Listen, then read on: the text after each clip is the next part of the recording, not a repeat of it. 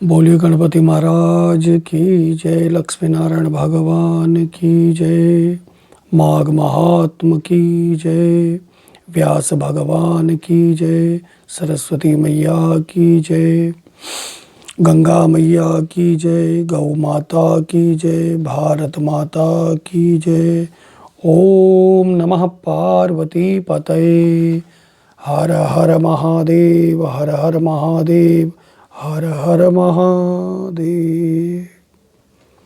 जय श्री राम, जय श्री राधे आप सभी को।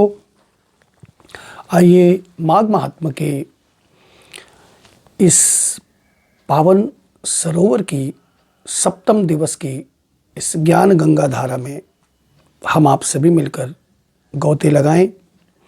और कल कथा प्रसंग में आपने जाना किस प्रकार कुंडल और विकुंडल को अपने पाप और पुण्य के कारण स्वर्ग और नरक का भोग मिला, जिसमें बड़े भाई कुंडल को नरक का भोग मिला और छोटे भाई विकुंडल को स्वर्ग भोग मिला। और स्वर्ग की ओर देवदूत विकुंडल को लेकर चल पड़ा। जिस समय देवदूत विकुंडल को लेकर स्वर्ग की ओर जा रहा था, तभी मार्ग में विकुंडल ने देवदूत से कहा कि हे देवदूत, शास्त्रकारों का ऐसा कथन है कि सज्जनों के साथ 7 कदम साथ साथ चलने से भी उनसे मित्रता स्नेह हो जाता है। इस नियम से आप मेरे मित्र हो गए और अब आप मेरी एक शंका का निवारण करिए। हम दोनों भाई एक ही कुल में उत्पन्न हुए, एक ही माता पिता के संतान थे। जीवन भर हम लोगों ने एक से कर्म किए। बड़ी विचित्र स्थिति है। मुझे स्वर्ग मिल रहा है और दोनों भाई हम मद्य मांस दुराचार जैसे कर्म हम लोगों ने किए, फिर भी मैं स्वर्ग में और मेरा बड़ा भाई नरक में भेज दिया गया है। इसका कारण मैं जानना चाहता हूं। विकुंडल के प्रश्न सुनकर विष्णुदूत जो देवदूत थे वो बोले, विकुंडल तुम्हारा कथन सत्य है, तर्क संगत है और इसके साथ तुम्हारी जिज्ञासा भी उचित है कि ये हुआ कैसे। इसमें एक आश्चर्यजनक रहस्य की बात है, मैं तुम्हें बताता हूं। हे विकुंडल, कर्मों की गति बड़ी गूढ़ है, बड़ी रहस्यमय है कर्मों की गति। कठिन कर्म गति कछु न बसाई, ऐसा गोस्वामी तुलसीदास जी ने भी कहा है। कर्म की गति बड़ी कठिन है और इसमें किसी का वश नहीं चलता। इस विषय में बड़े बड़े ज्ञानी तक भ्रमित हो जाते हैं। कई बार कर्म की गति को विचारते विचारते वो भी भ्रमित हो जाते हैं। मनुष्य अपने कई बार अच्छे स्वभाव के कारण अनेकों ऐसे परोपकार के कार्य कर लेता है जिसको उसका पता भी नहीं होता, और इस के कारण उसको आश्चर्यजनक लाभ मिलते हैं, लाभ हो जाते हैं। और कई बार अज्ञानतावश या ऐसे पाप हो जाते हैं जिससे उसको फिर घोर कष्ट भोगना पड़ता है। क्योंकि इस पृथ्वी का नियम है, इस मर्त्य लोक का नियम है, कर्म प्रधान सृष्टि करी राखा, जो जस करहि सो तस फल चाखा। और कलयुग का सबसे बड़ा गुण यही है, समझने की बात है कि कलयुग में मानसिक पाप के कोई फल नहीं है, कर्म प्रधान है। कर्म से जो तुमने किया है उसका ही फल तुम्हें भोगना पड़ता है, चाहे वो पुण्य हो चाहे वो पाप हो। और एक बार कोई पुण्य और पाप कर्म हो गया, हिंदू धार्मिक कथा में ऐसा कहा गया है, धार्मिक शास्त्रकारों ने ऐसा कहा है कि कर्म हो गया तो फिर फल भोगना ही पड़ेगा। अच्छा हो गया तो अच्छा फल और खराब हुआ है तो खराब फल भोगना पड़ेगा। एक दूसरे से कटता नहीं है। अच्छे कर्म के फल अलग हैं और बुरे कर्म के फल अलग हैं। इसलिए मनुष्य को ऐसा विचार करके सदा श्रेष्ठ कर्मों में लीन रहना चाहिए, श्रेष्ठ कर्म करने चाहिए।